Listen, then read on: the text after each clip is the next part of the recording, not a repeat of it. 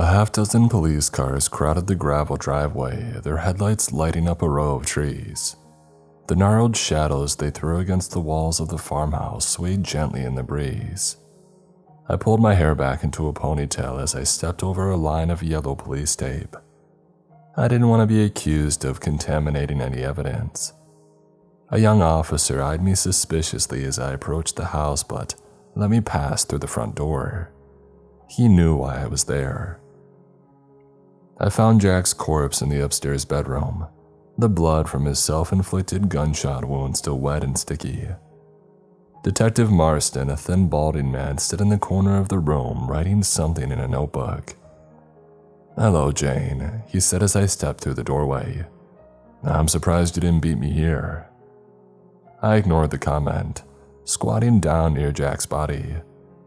Most of his head was missing and a thick iron scent hung in the air. The old man wore a pair of blue overalls now spackled with blood. A piece of paper poked out of his chest pocket. I shot a look over my shoulder at Detective Marston. "You mind?" I asked. "Be my guest." I pulled the paper out and unfolded it delicately. There were a few words written in a shaky hand. It read, "It keeps getting closer. It keeps coming closer." I took a picture of the note and with my phone before handing it over to the detective for him to read. He read it over a few more times and then paused. I knew he wanted to ask me about it, even if he hated that he needed me. "You've got to have some kind of explanation of this for me," he said.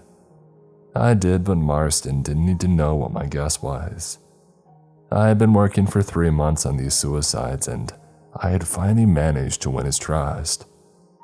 I wasn't about to blow all my credibility on a guess that would have him questioning my sanity. Instead, I shot a look down the hallway. "Maybe," I said. "I've got a few questions first. All the mirrors in the house are broken, I assume." "Just like the other cases, yeah," Marston said. "Anything that can show a reflection is either broken or thrown out." "Who found him?" "I found the body myself. You guessed that he'd be the next to go, so I decided to drive out here and check on him." I swung my head at the sound of crunching gravel. A car came to a stop in front of the house. The headlights flicked off and a girl stepped out, her hands covering her mouth. She looked to be around 20 years old. I shot a questioning look at Marston. "It's Olivia, his granddaughter," she said. "She's the only one left alive in Jack's family. We called her a half hour ago." He stared at me, his eyes hard. "Is she going to be next?" I shut my eyes and rubbed my forehead. "Yeah, probably." Marston cursed. I handed him a business card. "If you wrote anything else down, please let me know." He took the card with a grunt, stuffing it into his back pocket. I left the room and made my way out of the house and down the driveway. I stopped in front of the girl and extended my hand. "I'm sorry for your loss," I said. "My name is Jane and I'm a private investigator working on this case." Olivia's eyes hardened and she didn't take my hand. "I don't have anything to say to a reporter." "I'm not a reporter," I paused, gathering my resolve. "And if you don't come with me, I think you're going to die like the rest of your family." Her eyes widened. Whatever's causing these suicides is spreading to friends and families of the victim. First it was your aunt, then your cousin, now your grandpa. You're the last one. It might already be too late, but it's possible that I can help you." She looked from me to the farmhouse over my shoulder, suddenly looking as if she might cry. "Okay, what should I do?" "Come with me." She paused for another moment before nodding, and we walked to my car. "Olivia," I said. "Yeah?" "Don't look at any mirrors on my car or otherwise." "Why?" "Just don't, trust me." She stared at me as if I was crazy, but when she saw that I was serious, she agreed. I drove towards the road, gravel crunching under my tires. The first few minutes of the drive passed in silence. Olivia took a deep breath and then turned to look at me. So what's gonna happen to me? First, I'll tell you what I know and then what I guess, I said, running over the details in my mind. The pattern for each victim is the same. According to their friends and family, victims start by showing erratic and paranoid behavior. Grandpa Jack was the same, Olivia said, ever since he found my aunt's body. I nodded. Their paranoid behavior is always followed by their breaking or covering of all reflective surfaces. Suicide comes next. The next victim is usually a close friend or family member, typically in the same household. They begin to show the same paranoid symptoms. They commit suicide soon after and the psychosis spreads again. If that's what you know, she said, what do you guess? I swallowed hard. I don't think that this is the work of a serial killer. Each method of suicide is different, and I don't know of any drugs or poison that can cause a specific kind of psychosis in victims, ranging from teenagers to retirees. I shook my head. I probably should have dismissed that possibility a long time ago. If not a serial killer, then what? I said, trailing off as we reached my apartment. I paused to park and walk up the flight of stairs to my door, locking the deadbolt behind us for all the good that it would do. Then what? She asked again. I walked to my home office and pulled out a folder. I've followed up on nearly 30 deaths over the past 3 months. Some of them left suicide notes. I pulled out the pictures that I had taken from the crime scenes. Most of the suicide notes were short and all were disjointed and confusing. I handed them to her one at a time. I saw it reflected in Marge's eyes. Even her eyes aren't safe. I can't sleep, it'll be watching me. The fingers. It was in my rearview mirror today. It's almost touching me. Olivia continued to flip through the suicide notes, her expression growing more and more disturbed. I finally pulled out my phone and showed her the note that her grandfather had written. It keeps getting closer. It keeps coming closer. Was this from my grandpa? Olivia asked, her voice choked. Yeah, and like I said, I think you're next. She stared at me in horror. What do I do? Every victim broke their mirrors and several mentioned reflections in their suicide notes. That means it's for the best if you avoid them. I'll cover the one hanging in my bathroom. You should also give me your phone. The black screen has a reflection and I don't want to take any chances. She nodded numbly.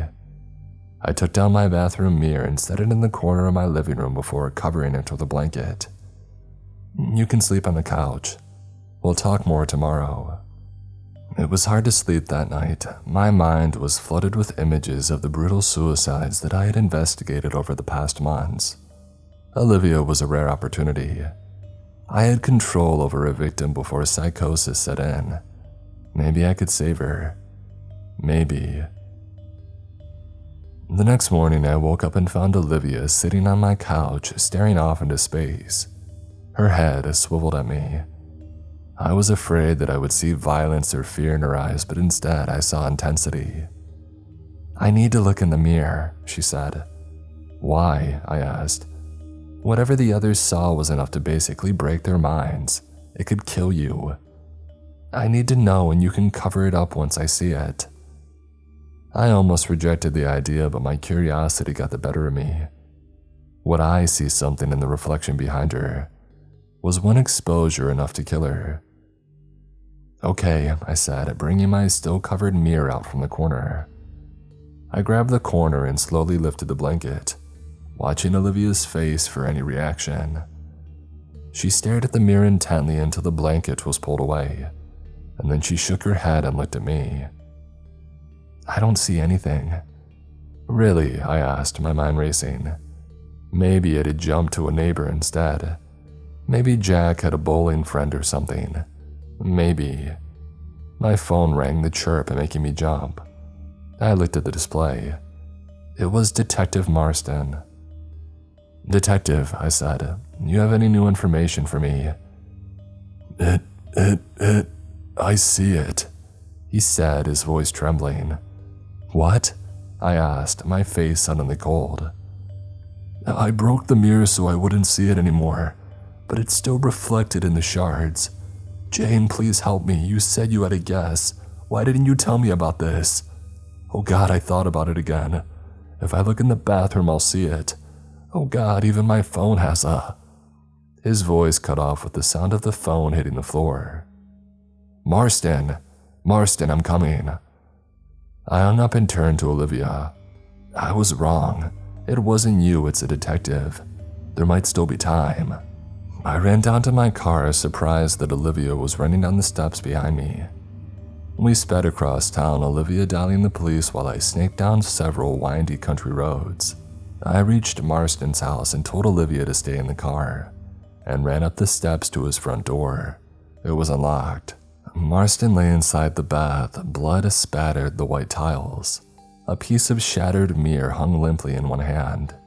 He had taken it to his own neck.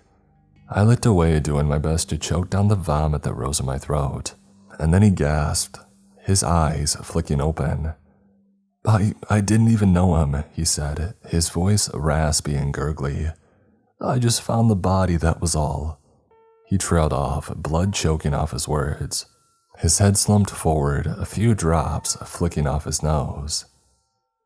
I leaned against the wall of the bathroom, trying to control my breathing.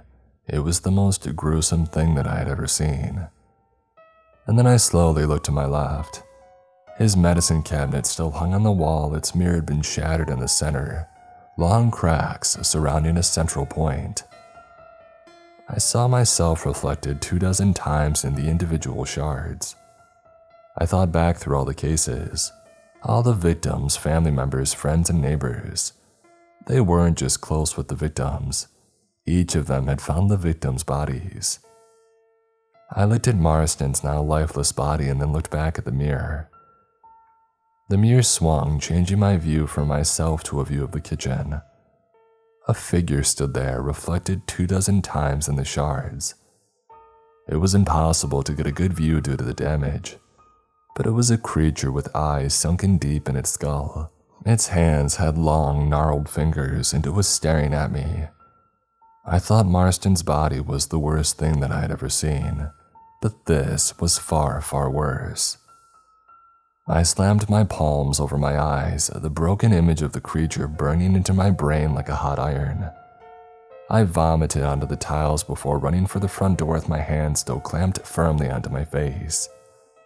My foot hit the top step and twisted, and I fell down the rest of them in a tangled heap. Blood oozed from scrapes on my elbows, knees, and forehead, but I didn't remove my hands from my eyes. I lay in the grass, the warm sun on my face, and I wished for nothing more than the will to claw my own eyes out. That thing was following me, I had no doubt, and I had no doubt that it was getting closer. The thought of seeing it again forced me to my side where I vomited again. Jane, Olivia said, scrambling to my side. Jane, what happened?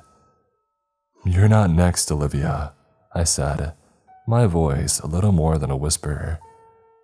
I'm next.